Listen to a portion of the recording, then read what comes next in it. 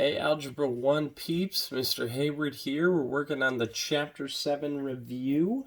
Last week, we went through 1 through 12. We did the odds and then the evens, and then on Monday, we did 13 through 25 odds. So we're going to finish this up today. 13 through 25 evens, so that would be starting with number 14. Now, just a reminder, the instructions say factor the polynomial completely. All right, so we're looking at number 14, and we got to factor that completely. Now, what's the first thing you should always look for when factoring? Think about it for a hot second. Every single factoring problem, you should always look for a GCF, a greatest common factor, from everything. If you're just looking at the polynomial as a whole, can I take something out of every single term? In this case, you can. I can take out a 5. And if I take out a 5 from this first term, I'm just left with y squared. If I take out a 5 from this second term, I'm left with a negative 4. All right, so now we have to factor completely. Is that done? Maybe. Well, let's look at this. Y squared minus 4.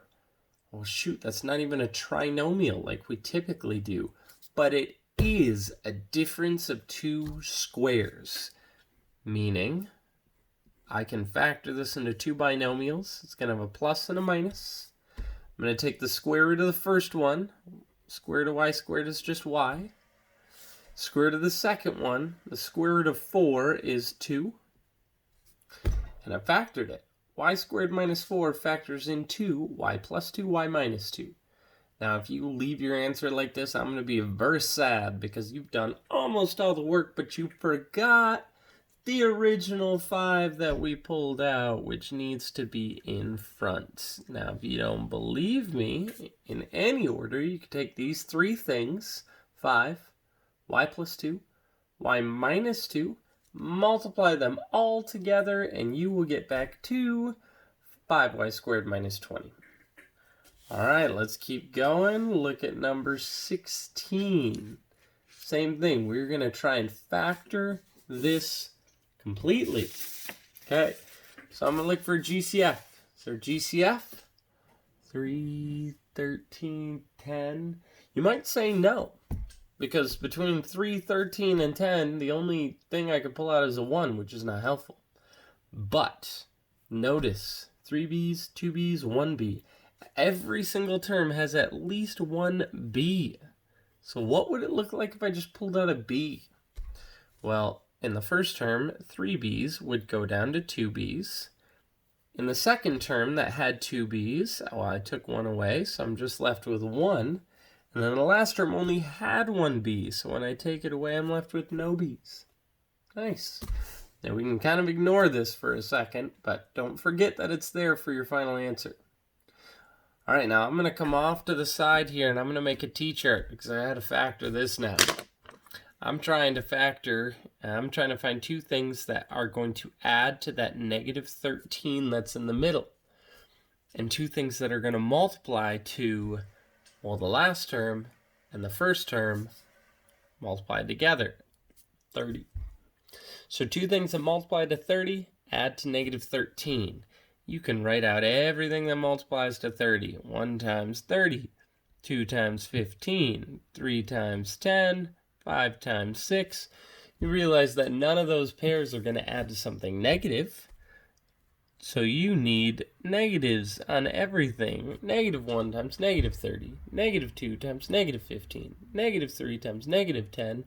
Negative 5 times negative 6. And then you'll figure out only one of those is going to add to a negative 13. All right. Still ignoring the b.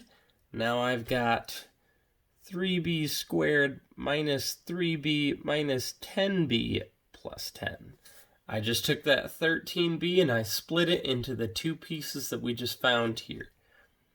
Now we factor by grouping. Okay? So I'm going to ignore these two, and I'm going to look at this. 3b squared minus 3b. It looks like I can pull out a 3b, and I'm left with b minus 1. So my goal over here is to have a b minus 1 So what do I need to pull out? Well, it looks like I need to pull out a 10, but go even further. If I say 10 divided by 10, does that give me a negative 1? No, it gives me a positive 1. So I actually have to pull out a negative 10. If I pull out a negative 10, it's going to make these signs right. All right, so now that b minus 1 becomes one of the binomials in my answer, and then everything that's left is 3b and this negative 10. 3b minus 10. Look at that, we did it. If you leave your answer like this, I'm going to be very sad. Why?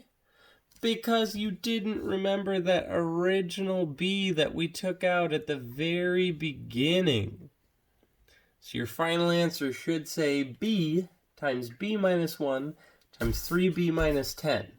Now, it doesn't matter what order you write these three things in, but all three of them need to be there. Pun intended. All right, let's keep going. Let's look at number 18. 18 says 16t squared minus 24t plus 9. And we've got to factor that. All right, is there a GCF? Ooh. Some of you might look at that and recognize that that was our other special case, but the other special case just kind of sucked. So if you don't recognize that as the other special case, that's okay. Just do what you typically would have.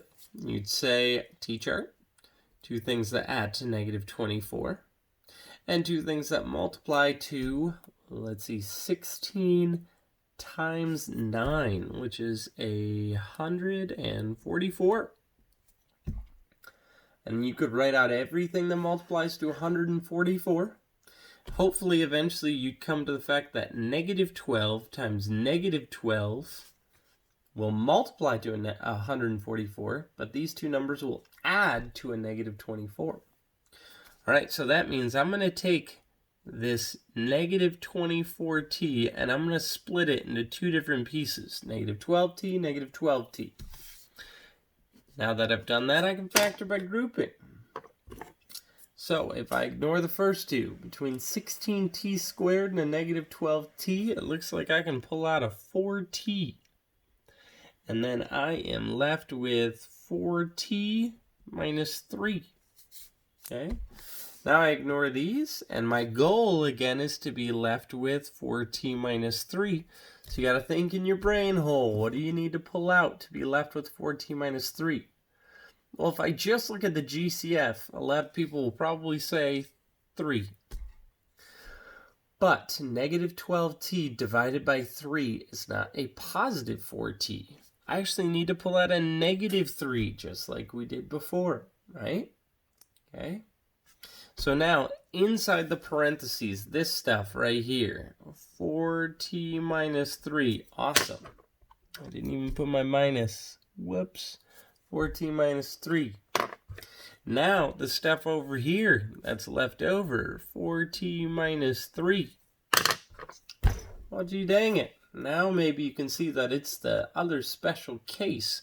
In fact, I could write it as 4t minus 3 squared if I wanted to. I don't need to, but that's an option. And there it is, factored. Even though it's a special case, we could do it just like all of the others that have a leading coefficient that's not 1. Let's keep going. We are on number 20. Instructions are slightly different now. The instructions for these say to, solve the equation. Right here. Solve the equation. So I'm going to look at this and I've got to solve it. Notice it does say equals 0. Well, the way that we did that on Monday is we made sure everything was factored. Then we took each piece and said it equals 0. So let's factor it. Oh shoot, this is a binomial. Do we even know how to factor a binomial? Oh, maybe it's a difference of two squares. That's not a perfect square. That's not a perfect square. Poop. Oh, wait. What are those three letters that we're always supposed to look for first? G, C, F. I can actually pull out a 20m out of both of these terms. And I would be left with m minus 2. Now, it's weird because sometimes people want to factor further than that, and I'd say, why bother? I've got two pieces. Let's set them each equal to 0. 20m equals 0, m minus 2 equals 0, and then we solve. So for this one, if I divide it by 20, I get m equals 0. Boom. On this side, if I add 2, I get m equals 2. Boom. Meaning my answers are 0 and 2. You double check it.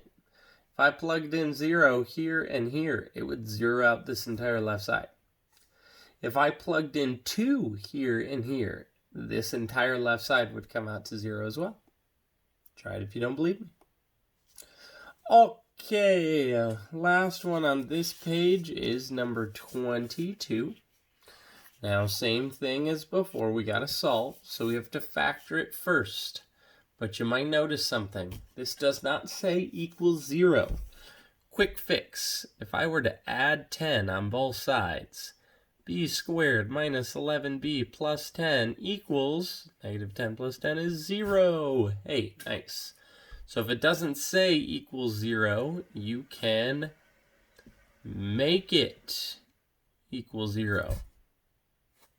A little side note there for you. That knowledge is free. Now I'm going to factor. You can go off to the side. You can make a little t-chart again. There's no leading coefficient, so that makes it easier. I need two things to add to the middle term of negative 11. Multiply to the last term of 10. Hopefully you figured out that's a negative 1 multiplied by a negative 10. Because negative 1 times negative 10 gives me a positive 10. Negative 1 plus negative 10 is negative 11. So that means this comes out to b minus 1, b minus 10. Then I would set each of these equal to 0. b minus 1 equals 0, b minus 10 equals 0, and I would solve. But I'm hoping at this point you can realize those are one-step equations. And my answers are going to be positive 1 and positive 10. Nice. All right, we're doing pretty good. We only have one more. Although it's probably the most fun. Check this nonsense out. The length of a rectangle in terms of x is 3x squared plus 7x plus 9, and its width is 3x plus 6. You have to write a polynomial that represents the perimeter of the rectangle. I have a lot of people here that will give up. Especially if this is a multiple choice test, they'll see all these words, they'll freak out, they will give up, and they will just guess. Notice the hint that I wrote. Draw a picture. And that's exactly what I'm going to do. Okay? So it says we have a rectangle. So I'm going to draw a rectangle. It's a good looking rectangle. Nice. Now, it says the length is 3x squared plus 7x plus 9. And the width is 3x plus 6. That is all I know, based on the problem. Now, from my picture, I could say, well, can't I conclude that this side is also 3x plus 6? Because it's a rectangle. Opposite sides are congruent. The bottom side would also be 3x squared plus 7x plus 9. So if I wanted to write a polynomial that represents the perimeter of the rectangle, well, when I say perimeter, perimeter just means you are going to add up all 4 sides. So it's basically just like taking 3x squared plus 7x plus 9, 3x plus 6, 3x squared plus 7x plus 9, 3x plus 6, these 4 sides, and adding them together. Now, you could actually write that out if you wanted. Just for fun, I'll write that out. 3x squared plus 7x plus 9, 3x squared plus 7x plus 9, 3x plus 6, 3x plus 6. Add. This is one way of doing it. And it's not a bad way of doing it at all. 9 plus 9 plus 6 plus 6 is 30.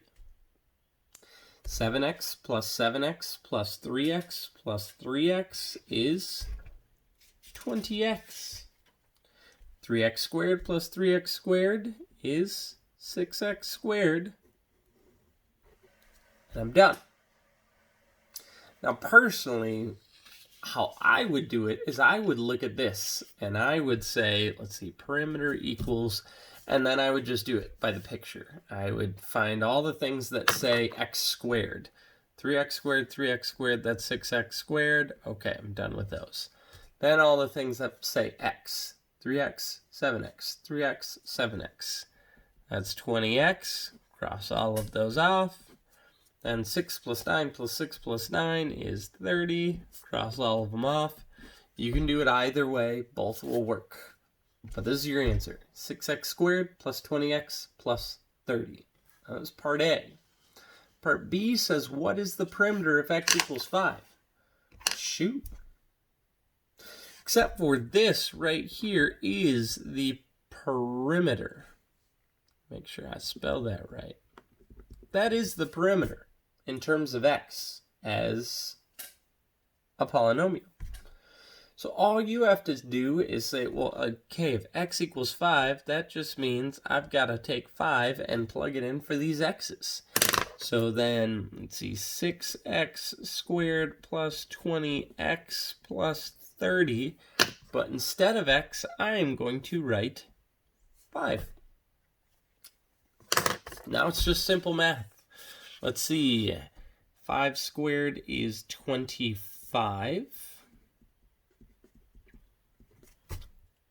6 times 25 is 150. 20 times 5 is 100.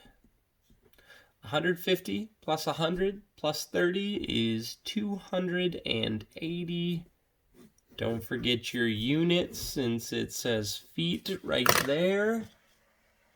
I'm done. So on this rectangle, if x were to be 5, then the perimeter would equal 280 feet. There it is, ladies and gentlemen. We have now officially finished Chapter 7. We do not have that much longer in terms of the school year, only a few more weeks.